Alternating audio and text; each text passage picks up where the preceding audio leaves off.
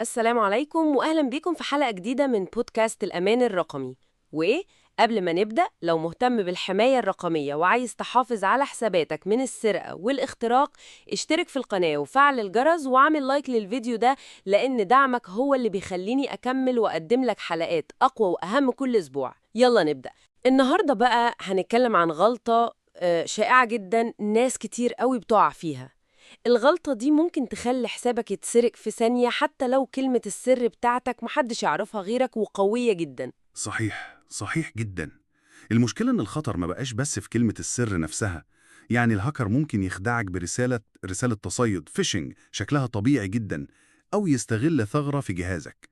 إحنا شفنا محاولات اختراق ضخمة لمنصات كلنا بنستخدمها، زي فيسبوك، إنستجرام وجوجل كمان. طيب، بما إن كلمة السر لوحدها مش كافية والتهديدات كتيرة كده، إيه بقى الحل؟ إيه أكتر حاجة عملية وفعالة ممكن نعملها؟ بصي، الحل الأقوى والأبسط دلوقتي هو اللي بنسميه المصادقة الثنائية أو ال Two Factor Authentication. دي يعني زي طبقة حماية زيادة. معناها إنه حتى لو لا قدر الله حد عرف الباسورد بتاعك، تمام. مش هيقدر يدخل برضه. لازم خطوة تانية. خطوة تانية زي إيه؟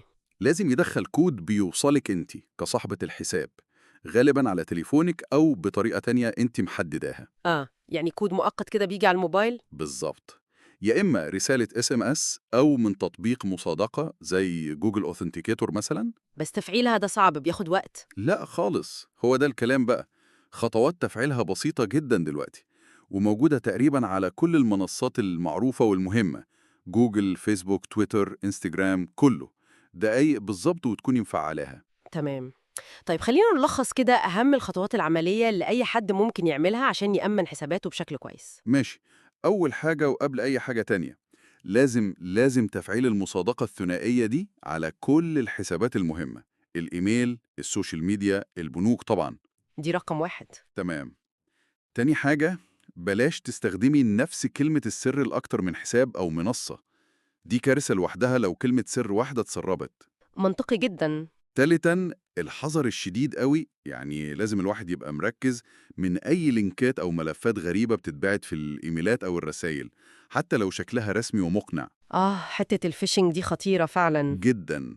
ورابعاً بقى، مهم قوي من وقت للتاني كده ندخل على إعدادات الأمان في حساباتنا ونراجع الأجهزة اللي ليها صلاحية الدخول، ونمسح أي جهاز مش عارفينه أو جهاز قديم ما بنستخدموش. تمام.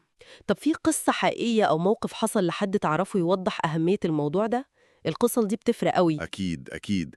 في قصة لسه قريبة الواحد أعرفها، حسابه على جيميل اتقفل فجأة وما بقاش عارف يدخل عليه خالص. يا ساتر. طبعا كان قلقان جدا، شغله وحاجات مهمة قوي على الإيميل ده.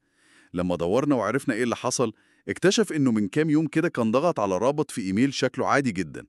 الرابط ده فتح له صفحة تسجيل دخول شكلها نسخة تبقى الأصل من صفحة جوجل. بالظبط. معقولة؟ المصادقة الثنائية، لو بس كان مفعلها، حتى بعد ما الهاكر عرف الباسورد، كان هيطلب منه الكود اللي بيوصل على موبايل صاحبي هو. فالهاكر ما كانش هيعرف يجيب الكود ده. مستحيل. فالعملية كانت هتقف هنا، والحساب كان هيفضل في أمان، وكل بياناته كانت هتفضل سليمة. فعلا الموضوع طلع مش محتاج مجهود كبير خالص، لكن لو أهملناه ممكن يكلفنا كتير قوي. خطوات بسيطة جدا بس بتفرق جامد في حماية خصوصيتنا وبياناتنا. هو الأهم فعلا إن الواحد يبدأ فوراً، ما يستناش لما تحصل مشكلة.